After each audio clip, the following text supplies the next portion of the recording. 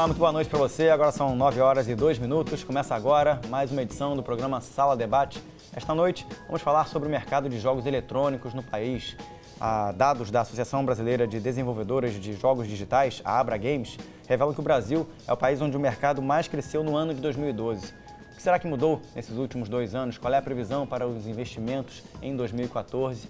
E o que está acontecendo por trás das câmeras? Quem é que está desenvolvendo games? Quem é que está consumindo games? Vamos falar sobre tudo isso nesse programa. Aqui comigo, o Bruno Vassoni, ele que é gerente de esportes da Riot Games. O Paulo Andrade, professor e coordenador de cursos de design da Universidade Veiga de Almeida. E o Jairo Werner, ele que é psiquiatra e professor da UF e também da UERJ. Você de casa é sempre nosso convidado para participar desse programa. Acesse agora o twitter.com, facebook.com, encontre lá os perfis do Canal Futuro, a gente já vai colocar na sua tela e mande perguntas para os nossos convidados que, na medida do possível, irão respondê-las. Meus caros, muito obrigado pela presença, boa noite a todos, tudo bem? Obrigado. Tudo bom? Tudo ótimo. Vamos dar uma olhada na primeira reportagem de hoje para ver o que tem sido movimentado no mercado de games e jogos eletrônicos no Brasil. O fascinante mundo dos jogos eletrônicos tem atraído cada vez mais o brasileiro. Só no mês passado, em São Paulo, cerca de 8.000 pessoas compareceram à Campus Party, principal evento de tecnologia do país. De acordo com uma pesquisa realizada pela GfK, empresa especializada em pesquisas, até 2016, os fãs de games devem movimentar 4 bilhões de reais no Brasil. Um incentivo e tanto para a indústria nacional de jogos. O videogame, que antes era considerado um brinquedo para crianças, hoje atrai públicos de todas as idades. Prova disso é o mercado de trabalho nesta área em constante crescimento. A estimativa da Associação Brasileira de Desenvolvedores de Jogos Digitais é um aumento de 13,5% nos próximos 5 anos. Ter nível superior não é a principal exigência, apesar de 80% dos profissionais empregados nesta área terem concluído a universidade. Mas como se preparar profissionalmente? E quais são as oportunidades existentes nesse mercado? Muito bem, eu trago essa pergunta logo para o Paulo Andrade, ele que coordena aí cursos de design. A gente está percebendo que 13% de demanda sendo aumentada nesse setor. É um número satisfatório, Paulo? Você acha que o Brasil está vivendo uma fase de aporte de capital, investimentos para quem está trabalhando nesse mercado? Boa noite para você. Boa noite. Bem, eu creio que, acho que esse crescimento tem vários fatores, né, relacionados. Um é justamente essa chegada, eu creio um pouco dessa chegada dos novos videogames. Então, as pessoas que estavam com os videogames aí, da geração anterior possam comprar novos videogames, e isso do lado do consumo. Do lado da produção de games, a gente tem cada vez mais outros mercados procurando produzir games, como a gente tem games para educação, games para o mercado de publicidade. E a gente já tem algumas empresas no Brasil que já estão há muito tempo fazendo esse tipo de coisa. Então, a gente tem empresas, por exemplo, no sul do Brasil, tem uma empresa que já está no seu 30º ou mais Advergame. Então, isso vai consolidando o mercado.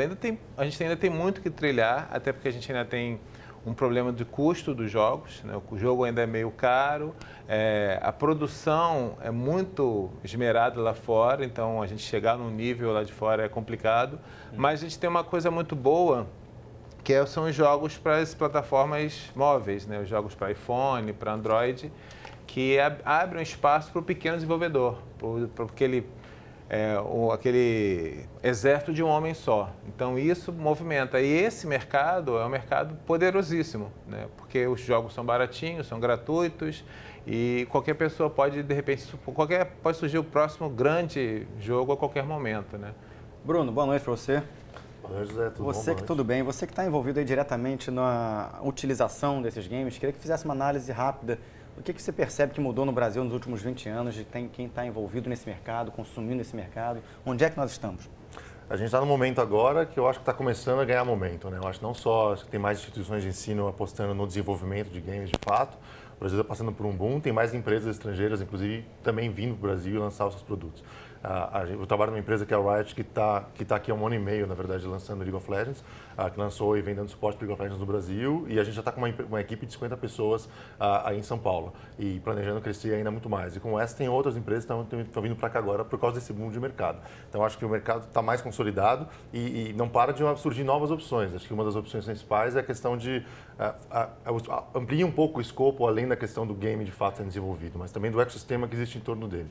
Então, não são só as pessoas desenvolvendo jogos ou publicando jogos, mas criando e gerenciando a experiência que existe em torno deles, como no caso do esporte. Então, o próprio League of Legends é um jogo e outros games do mercado também estão passando por esse desafio de serem transformados numa experiência de entretenimento esportivo e na competição, e isso exige profissionais que estão ligados à área de esporte, de marketing esportivo, de transmissão, e todos esses novos desafios, que são novos mercados a serem trilhados e que é uma boa oportunidade para o Brasil. Twitter.com, nosso perfil é o @canalfutura, facebook.com/canalfuturaoficial. Temos já perguntas aqui. Marcos dos Santos, ele envia uma pergunta de Sorocaba. Gostaria de ganhar meu salário trabalhando o dia todo jogando videogame. É possível? Tem alguma profissão nesse sentido? Vou deixar logo a pergunta com o Bruno para dar aí uma possibilidade para o Marcos dos Santos. Então, tem gente, Marcos, que está, inclusive, se profissionalizando na questão de se tornar um atleta de League of Legends ou de outros jogos também. E é óbvio que não é fácil. Você chegar no topo de uma pirâmide alimentar de um jogo. Né? O League of Legends é um jogo extremamente competitivo, são competições 5 contra 5, que você joga numa arena que dura de 30 a 40 minutos. Então, você está constantemente se desenvolvendo para bater os seus oponentes, então trabalho em equipe e tudo mais. Então, esses caras que estão no topo da cadeia alimentar, eles são caras que estão treinando diariamente, passam o dia inteiro dentro de um centro de treinamento. A gente tem casos de atletas que vieram de outras cidades de São Paulo e que estão juntos num centro de treinamento treinando, com suporte, às vezes até psicológico, com suporte de gerenciamento de marketing, gerenciamento de carreira, tem técnicos e tudo mais, ajudando esses caras a se tornarem o melhor naquilo que eles fazem. Então, não é fácil, mas existe essa opção hoje. Tá aí a dica para o Marcos Santos. Jário Werner, boa noite, tudo bem? Boa noite, tudo bom? Tudo ótimo. Falando um pouquinho sobre o consumo, né, dessas plataformas, desses ambientes, dessas possibilidades todas, que análise você pode fazer sobre consequências para um usuário que não é um atleta ainda, mas que está ali encontrando desafios para entender até quanto pode ser benéfico utilizar esse tipo de plataforma ou até que ponto ele pode escorregar ali na overdose? Pois é, eu acho que, como o Bruno falou, muitas vezes nós precisamos de dar um acompanhamento psicológico, inclusive, né? Eu acho que é necessário que as pessoas também tenham um autocontrole. E isso faz com que haja uma diferença muito grande entre o uso e o abuso. Né? Quer dizer, eu acho que o abuso é quando aquele uso já traz algum dano em qualquer área do sujeito. Então, eu acho que desde os próprios, os criadores, né? Há necessidade de se cuidar também do aspecto psicológico dos games, como o indivíduo tem que também desenvolver um autocontrole. Quando ele sentir que ele está ficando escravo de qualquer coisa que seja, inclusive dos jogos pela internet, ele tem que ligar o sinal de alerta. Mas é difícil ligar esse sinal, né? Normalmente alguém tem que ligar para ele, não, né? Normalmente, hoje, uma das principais queixas dos pais, os pais ficam muito preocupados, é motivo de conflito muito grande entre pais e filhos, quer dizer, temos situações, inclusive, de agressão mesmo, o pai vai lá, arranca a tomada e tira o computador e acaba vendo conflitos muito sérios, né? E tem pessoas que não conseguem ficar desplugadas, né? Elas entram num estado de ansiedade, de angústia, de irritação, de depressão muito grande. Então, eu acho que nós temos que estar de olho, né? Seja desde a produção até o acompanhamento do usuário e as pessoas também tomarem consciência de que a gente não pode ser escravo de nada. Bruno, como é que foi isso com você? Eu queria que você falasse um pouquinho para o público em que momento você começou a perceber que tinha aptidão para desenvolver um talento nessa área. Nós fazemos parte, eu pelo menos faço parte da geração do Atari, né, de uma outra época de consumo de videogame. Hoje, a velocidade com que a tecnologia avança, a portabilidade, a maneira como o público acessa isso é plural, é pelo smartphone, é pelo tablet, é pelo computador, é de casa, é remotamente. Como é que você se envolveu com isso tudo e que tipo não vou dizer de apoio, mas que tipo de relacionamento você teve da sua família nesse sentido? Eu sempre joguei muito videogame, né? Obviamente. Para início de conversa, né? Para início de conversa, sempre joguei muito videogame, varei madrugadas jogando videogame, assim como eu varei madrugadas assistindo séries de TV, assim como eu varei madrugadas fazendo outras coisas. Então, óbvio que como qualquer... Eu acho que aí tem uma questão que, inclusive, que é um pouco desse ponto específico dos pais super controlando, inclusive os filhos que estão jogando demais e tudo mais. Tem uma questão de falta de compreensão também, né? Acho que é um assunto, por mais estabilizado que esteja a indústria, ainda é um assunto muito novo.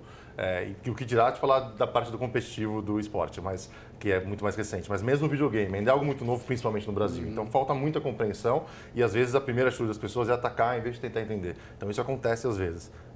Mas do meu lado eu sempre tive... Meus pais sempre estiveram do meu lado, conversando, percebiam se tinha algum problema, conversavam, se eu estivesse jogando um pouco demais, eles vinham, está acontecendo alguma coisa, não está, nunca tive problema, sempre tive uma vida social muito ativa, então joguei muito videogame, mas também saía, também ia ao cinema, também... Então é aquela coisa, você tem que encontrar um balanço na sua vida em qualquer atividade, não é com videogame só, pode ser com qualquer... Tem pessoas que são viciadas em cinema, aquilo que a gente estava falando, tem gente que... tem um enólogo que não necessariamente por ser um enólogo, por ser um especialista daquilo, ele é um alcoólatra. Assim como tem pessoas que são viciadas em exercício físico, vai na academia e fica se matando a um ponto que acaba atrapalhando a saúde dela. Então tudo pode ser sujeito a um comportamento compulsivo. Não, a gente já estava conversando antes justamente nesse sentido, né?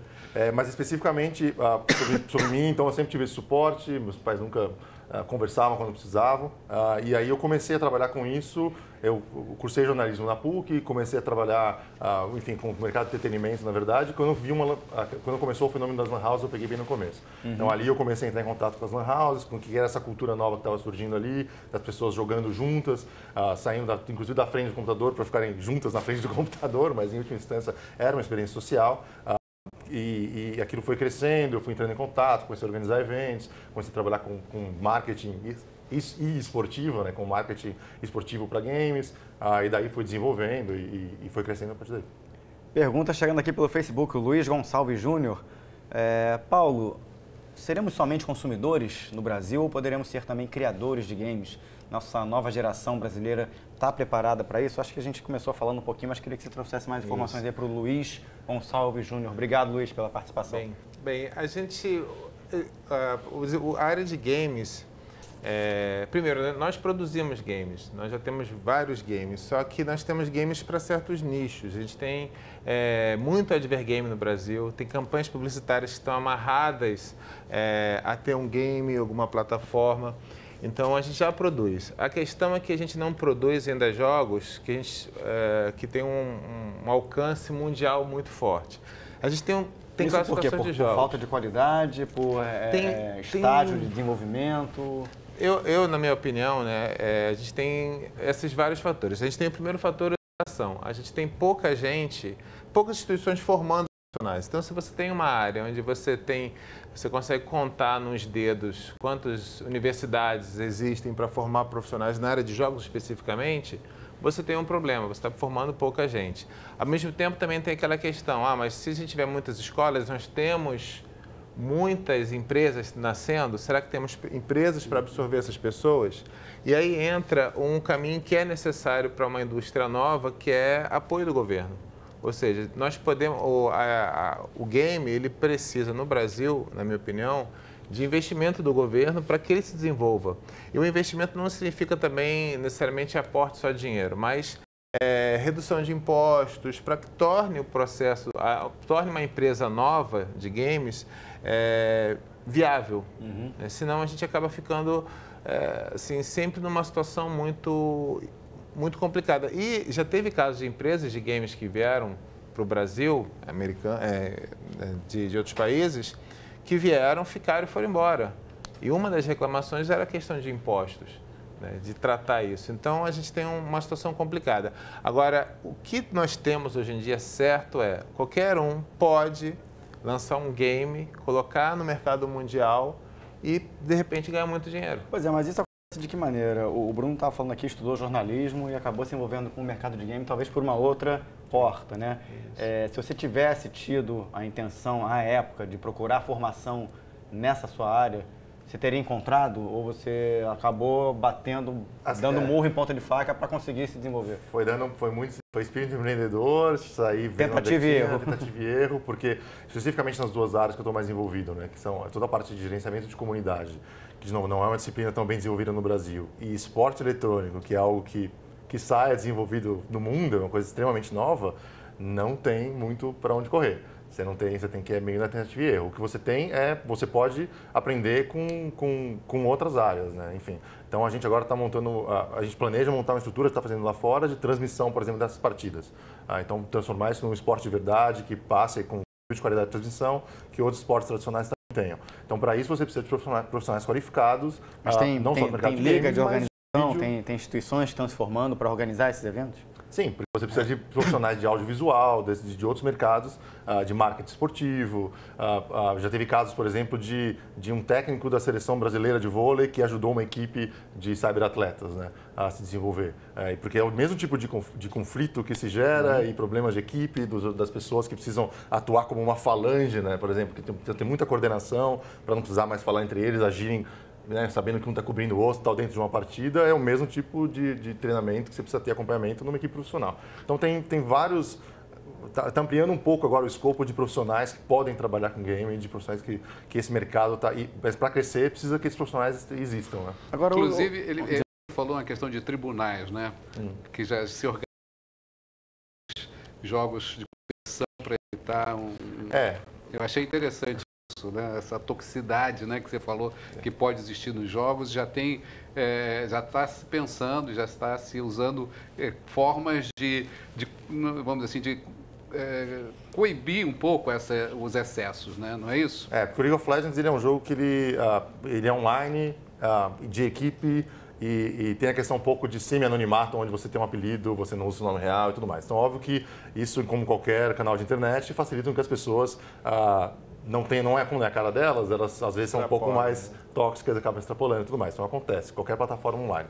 A gente tem por conta disso a gente montou um núcleo com psicólogos, doutores em psicologia, enfim, em psiquiatria e cientistas da NASA, e é um grupo meio maluco, na verdade, justamente para pensar em como a gente pode proativamente ajudar a resolver essa questão. E uma das coisas, além de reforço positivo e uma série de ferramentas que a gente lança, uma delas é um tribunal onde os casos que são reportados pelos jogadores, os próprios jogadores estão reportando esses casos de ofensa, de abuso verbal, esse tipo de coisa. A própria base de jogadores vai lá e julga esses casos e a própria base de jogadores determina o que eles consideram um comportamento ofensivo ou não e quem que eles acham que tem que continuar junto deles ou não nessa base. E o que mudou, no seu ponto de vista, na sociedade com a avalanche de oportunidades, né, no uso dos games, seja na área da saúde, na área da educação, na área de esportes, fazendo uma análise assim sobre o social?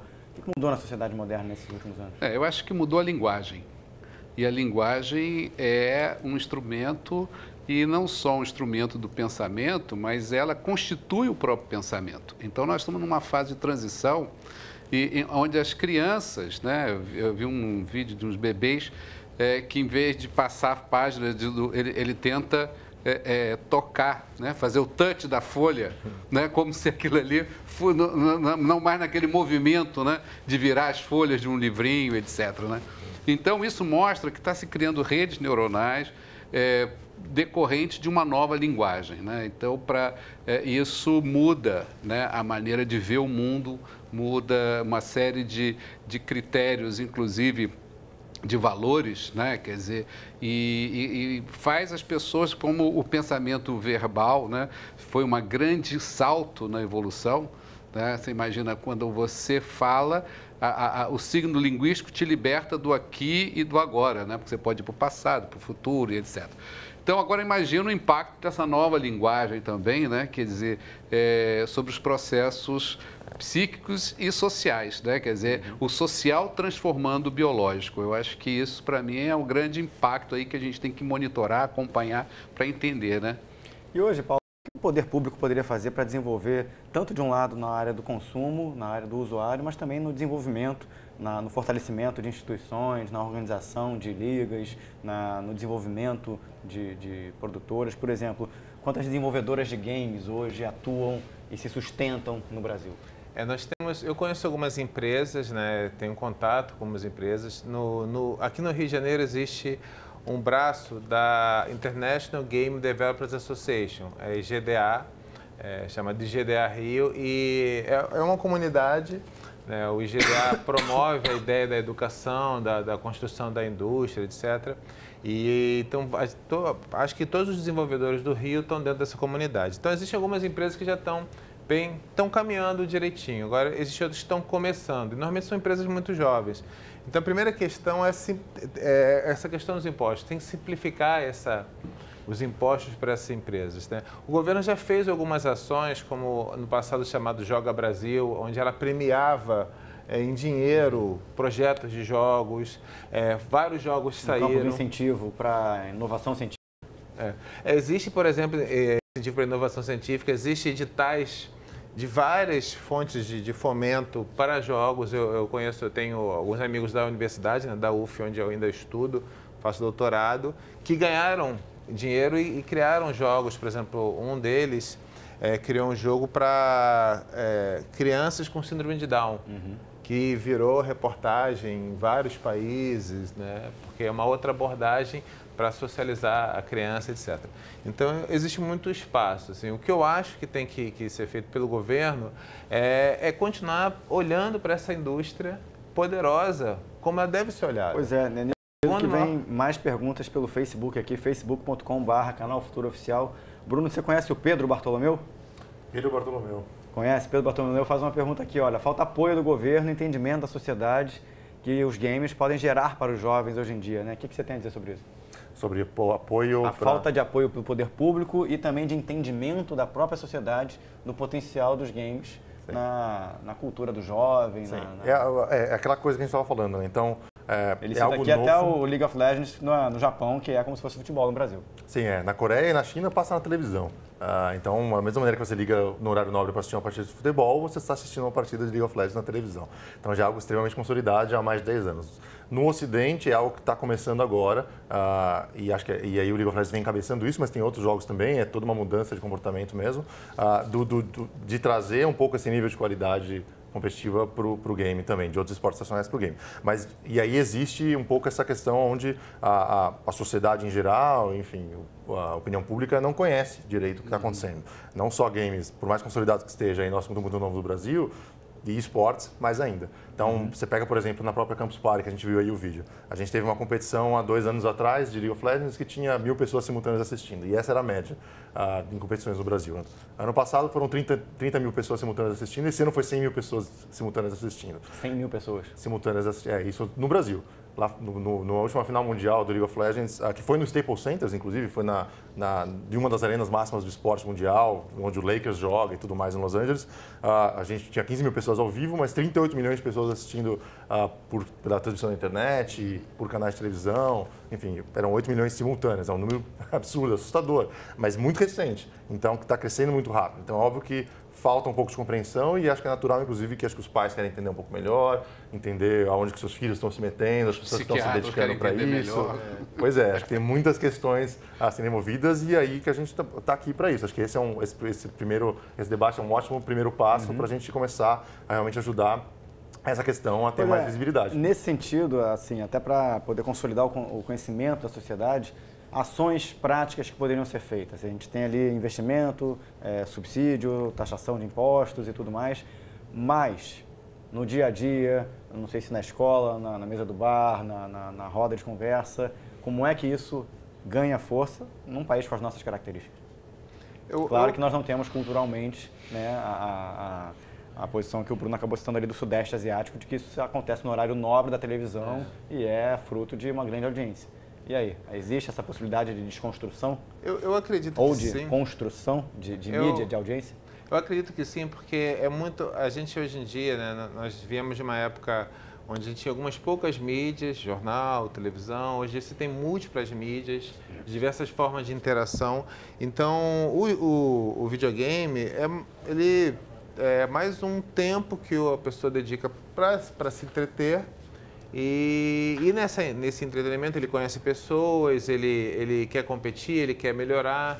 Então, conforme vão tendo mais pessoas jogando e conhecendo, isso daí vai crescendo. Não tem muito como digamos assim, evitar isso, né? E algo que...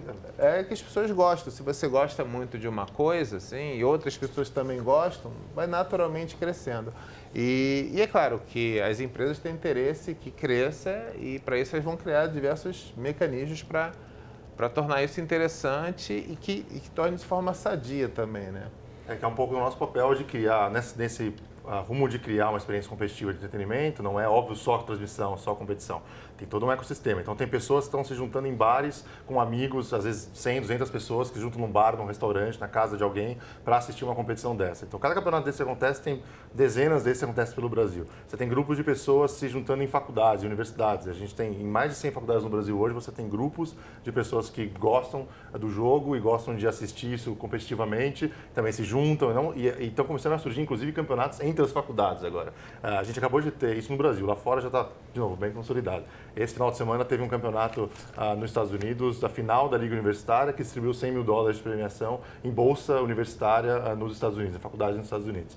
Então, porque, de novo, é uma cultura que está crescendo e não é só competição de fato, é todo um ecossistema que gira em torno disso, né? Como o futebol e outros esportes. Vai mostrar o site, a gente está aqui já planejando mostrar o League of Legends assim, para o público poder também ter um pouco mais de informação nesse sentido, né? Porque a gente fica falando aqui, é bom a gente daqui a pouco poder mostrar como é que isso acontece. Mas isso eu vou fazer no próximo bloco. O Sala Debate faz um intervalo rápido, a minha voz também vai voltar no próximo bloco e a gente continua falando sobre jogos eletrônicos e mercado de games no Brasil. Até já!